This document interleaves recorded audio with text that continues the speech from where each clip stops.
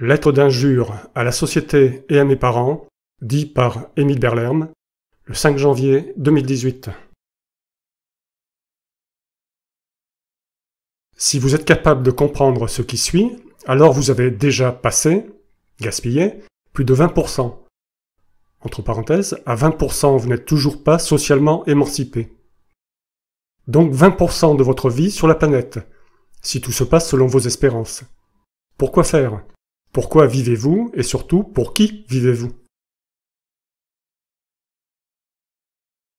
Et si tout comme moi, vous avez une très forte envie de dire ces 1000 vérités à la société humaine dans son ensemble, c'est une chose qu'il ne faut pas manquer de réaliser avant de quitter ce repère de margoulins qu'on appelle Terre, qui sont encore vos associés pour très peu de temps.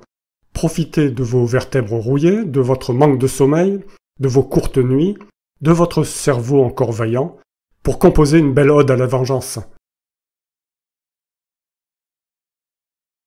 Tout d'abord, quelle raison vous a-t-on donné à la fabrication de votre existence? Il s'agit de vos raisons d'exister, et non leurs raisons personnelles. S'ils vous ont dégoté des raisons à votre existence, alors ce sont de sacrés raconteurs de bobards, et vous étiez, bougrement naïfs.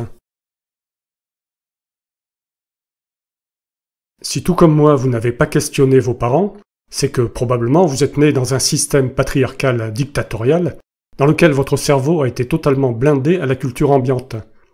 Mais aucune éducation ne peut éviter les fonctionnalités neutres qui permettent de sortir de ce bridage infantile. J'ai donc eu du bol d'en échapper, contrairement à la majorité des membres de ma famille, mais on n'en sort que difficilement, car l'imprégnation culturelle est grande, quasi totale. N'hésitez pas à engueuler vertement la société, c'est parfaitement votre droit, car elle est complice du crime de la fabrication de votre existence. Entre parenthèses, multiples crimes selon ses propres lois, et c'est bien là le plus marrant. Fin de parenthèse. Vous êtes bien gentil de ne pas l'avoir fait plus tôt, ou d'une autre manière que verbale. N'oubliez pas qu'ils vous ont contraint d'exister pour leur service, et certainement pas pour le vôtre. Vous ne leur devez rien, absolument rien, strictement rien. Mais ils vous doivent tout. Entre parenthèses, en tant qu'humains vantards, bien sûr. Les animaux, eux, ne font que stupidement se reproduire. Je comprends pourquoi un individu veut continuer d'exister, c'est-à-dire poursuivre l'existence qui lui a été infligée, imposée, donnée. Choisissez le verbe qui vous convient. Mais je ne comprends pas pourquoi un être intelligent veut contraindre une autre personne, son égal, à exister. D'autant plus qu'il ne maîtrise pas du tout la fabrication de cette personne, et qu'il va l'installer dans le berceau poubelle Terre. Et pourtant j'existe. Et certains imaginent que je dois me tenir quoi, au risque de renaître en pire qu'humain. Comment ça pourrait-il être pire? Si vous avez imaginé que vos parents sont des gentils, et que la société est là pour vous aider, eh bien je me charge de vous faire changer d'avis. Parents, peut-on prétendre aimer l'enfant qu'on a installé dans une poubelle en jouant à la roulette russe sur sa tête pour se faire un cadeau à soi-même? Quelle poubelle? Mais la terre, voyons. Ouvrez les yeux. Pour la roulette russe, c'est là-dessous. Pourquoi en vouloir à ses parents et à la société? Par exemple, pour être né gravement handicapé sans pouvoir mener une vie normale, sans pouvoir ni courir ni marcher, sans pouvoir être éduqué correctement. Parce que la tétraplégie a tué la vie de mes rêves, qui ne se passe pas comme prévu. Pour être gravement malade de naissance, ou avoir attrapé plus tard quelque chose d'irrémédiable que la médecine ne peut soigner. Pour avoir un cancer, une sclérose, une faiblesse cardiaque, une Parkinson, pour être Alzheimer, pour avoir les os fragiles, les muscles faibles, les organes défectueux, le cerveau léger, pour être au chômage, avoir un métier de merde, car possesseur d'un QI de merde, ou par malchance, pour être SDF, faire la cloche, parce que la famine règne dans le pays, dans le désert, dans le nord glacé, dans le Sahel, pour avoir subi le terrorisme et être une victime directe ou indirecte, pour vivre dans une nation en guerre, pour avoir subi un bombardement d'un pays ennemi ou ami qui aurait décimé ma famille et m'aurait allégé de mes 2 jambes, pour être un enfant mendiant, un enfant esclave, un enfant mineur, un enfant prostitué, pour être un vieillard solitaire, grabataire et aigri, malheureux, pour ressentir et voir douloureusement arriver la mort dans la douleur, sans pouvoir ne rien y faire.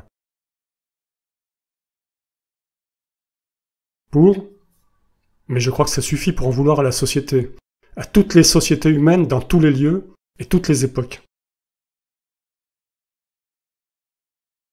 Rien que le fait que tout ceci puisse exister, que les militaires et les flics existent, que les gouvernants existent, que les fonctionnaires existent, que le patronat existe, que la richesse extrême coexiste avec la pauvreté extrême, et que la médecine existe, ainsi que les hôpitaux et les ONG, que les migrants de la survie existent, que les restos du cœur aient besoin d'exister,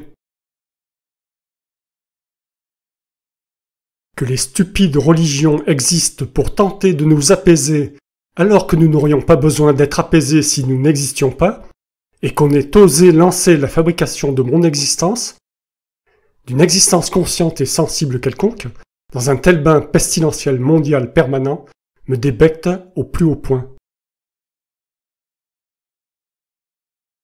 Est-ce que vous avez lancé ma fabrication pour que je me serve à moi-même avant d'exister?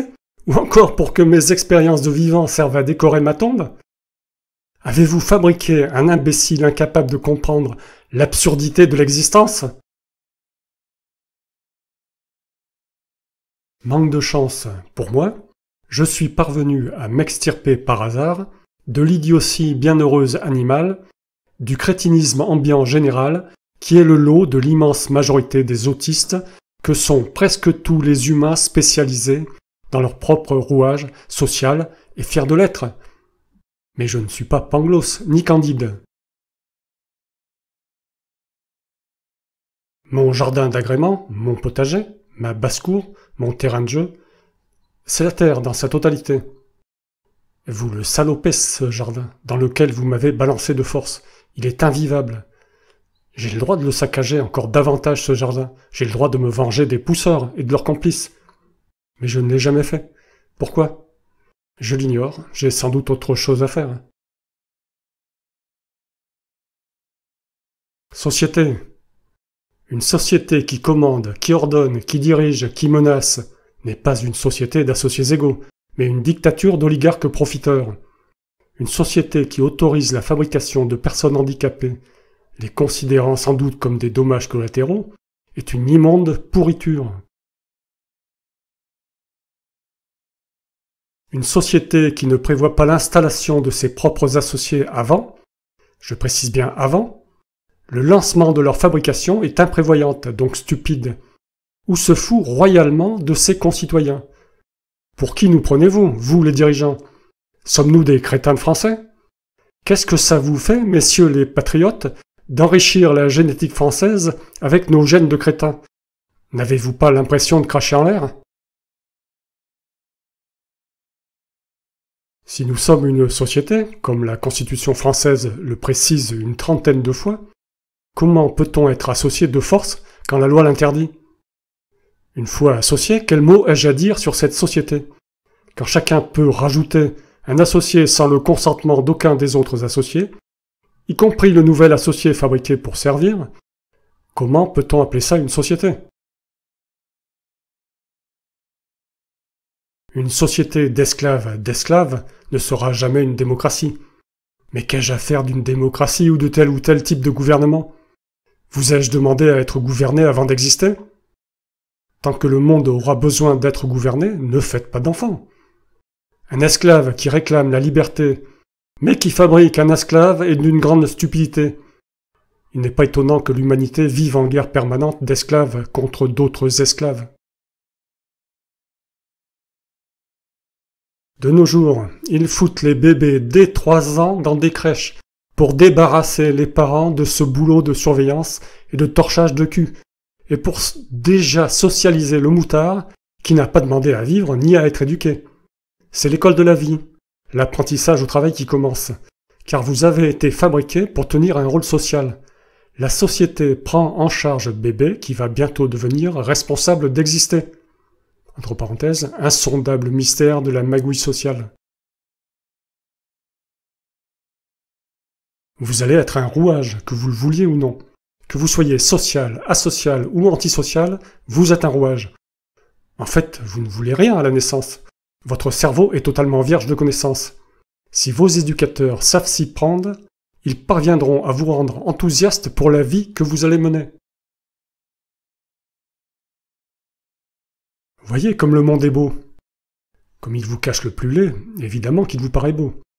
Et puisqu'ils vous le disent et l'inscrivent dans votre cerveau meublé et blanc, l'idée de la beauté du monde va germer. Ou devrait germer sans trop de difficulté. Ne sont-ils pas gentils, vos éducateurs ? Par comparaison, ils vous montrent les pires exemples de l'autre côté du monde. Imaginez, vous disent-ils, si vous viviez là-bas ce qu'ils font aux enfants. Il y a toujours loups et ogres loin de chez papa-maman. Mais avez-vous demandé à exister dans telle ou telle condition, dans tel ou tel lieu, à telle ou telle époque, au milieu de tels abrutis décérébrés ? Est-ce aux existants de choisir les conditions d'une vie bonne ? C'est moi qui décide, pour moi, du beau, du bien, du bon, du juste. Pour moi. Qui est responsable de m'avoir fabriqué ? Est-ce moi ? Qui est responsable d'avoir farci mon cerveau, vierge à la naissance de conneries ? Est-ce moi ? La société a autorisé ma fabrication. Elle est responsable de mon existence et des conditions de mon existence. Se sent-elle responsable ? Non. Elle prétend que vous êtes libre, mais fait tout pour vous enrégimenter. Elle est forte pour ça. C'est pratique cette méthode à la Ponce Pilate. Maintenant qu'elle vous a, paraît-il, éduqué avec toute l'attention dont elle est incapable, démerdez-vous pour gagner votre vie. Gagner votre vie ? Comment ça ? C'est ma vie ? Mais c'est vous qui me l'avez infligée, bande de demeurés de société, parents. Pourquoi devrais-je la gagner ? N'avez-vous donc pas prévu une vie mirifique pour mes beaux yeux, puisque vous semblez si heureux de m'avoir enfanté ? Résumé. Je suis mis au monde pour servir ceux qui existent déjà, car la procréation n'est utile qu'à ceux qui existent déjà. Ils me disent, quand je suis à même de comprendre, avec leur méthode de compréhension dont ils ont badigeonné mon cerveau sans certitude de réussite, que je suis un homme, une femme, libre. Puisque je suis libre, selon leurs propres lois, ils s'exonèrent de surveiller mon bien-être et de me l'accorder. Je dois faire mon bien-être moi-même. Entre parenthèses, je rappelle que je n'ai pas demandé à exister, pas plus avec cette tête d'œuf farcie par leurs soins, qu'avec ce corps d'asticot qu'ils m'ont octroyé par hasard. Comme je n'ai pas d'autre moyen de vivre, je dois chercher et trouver du boulot au tarif minimal dans un pays où le chômage est permanent. Cela s'appelle de l'esclavage par coercition masquée et du dumping social dont vous êtes les objets d'un don de la farce. Je dois jouer des coudes et écraser des pieds pour grimper l'échelle sociale, c'est-à-dire pour mieux m'enrichir, donc appauvrir d'autres Pékins à l'autre bout du monde. Et surtout, enrichir le pays puisque je suis imposé, dès que je gagne quelques thunes, et même quand je dépense ce même argent déjà taxé. Ce n'est pas l'argent qui est taxé, ce sont mes gestes sociaux. Je n'ai toujours pas demandé à exister. Grâce à cet argent durement gagné et taxé, je visite le monde comme tout le monde civilisé peut le faire, tandis que l'autre monde affamé me regarde les visiter avec envie. Puis j'atteins la Bérésina, la retraite me réussit, mais je suis toujours esclave de mon corps et des moyens de transport, et des limites sociétales, ce corps qu'ils m'ont octroyé sans vergogne, et qui décrépit sans possibilité de faire cesser ce dépérissement. J'ai appris la mort par moi-même, personne ne m'avait prévenu de cette ouverture finale vers le néant par décomposition douloureuse. Décrépitude pas plus demandée que l'existence, mais à peine commencée que c'est déjà fini, comme le dit si bien le poète. La prochaine fois, Renaissance ou métempsychose? Je serai président, si vous êtes toujours là, et toujours aussi con. Ainsi j'aurai l'index sur le bouton nucléaire, prêt à disperser vos âneries dans un nouveau soleil. Mon cerveau m'appartient, dites-vous, mais je suis né tel que vous m'avez fabriqué, et tel un livre blanc. Entre parenthèses, blanc ou pas, ça ne changerait rien, puisque je vous dois ma fabrication et mon éducation dans votre culture. Fin de parenthèse. Donc d'où viennent ces injures que je vous glisse dans l'oreille? C'est simple à comprendre. Je vous insulte parce que vous me demandez de vous insulter. Sinon, comment comprendre ce mécanisme de génération d'insultes que vous avez mis vous-même dans mon cerveau automate, et ma bouche desséchée, pour finir dans vos esgourdes éventées? Que doit-on en déduire? Eh bien, vous désirez changer, mais vous n'y parvenez pas. Alors vous réclamez l'autoflagellation par vos propres associés. Je ne vois pas d'autre explication. Comme il s'agit d'une lettre d'adieu définitif, je vous dis à la non-revoyure, et faites cesser ce cauchemar, bande de cinglés. Et finalement, pour imiter les jurons du capitaine Haddock, abrégé de tintinophiles mal congelés, bougre d'extrait, d'hydrocéphale, cannibale déplumé, concentré de chapon, emplâtré à la graisse de scolopendre, face de butor, vendeur de guano, générateur de malheur, fangeux vers de terre, Ben Laden de carnaval, bougre de papou breton et corse à la fois, perruche déplumée, sous-division d'ectoplasme, trafiquant de chair fraîche. Faussaire de faux dollars, cucurbitacé à la graisse de porc épique, espèce d'attraquant mal peigné, d'artagnan à quatre pattes, zouave extraterrestre, ectoplasme sur planche à roulettes, bougre d'estrée de potimarron, jus de lave-vaisselle, espèce de carpe mal embouchée, patagon détatisé islamique, vampire à la graisse de ta fille, pirate de bateau lavoir, espèce de rhinolophe mal empaillé, macabé des égouts. Encore un mot, vous êtes tellement abruptement con que vous ne vous êtes même pas encore rendu compte que vous n'aviez pas de libre arbitre. D'où votre impossibilité à trouver la solution, pourtant simplissime, à tous vos problèmes gigantesques. C'est à mourir de rire.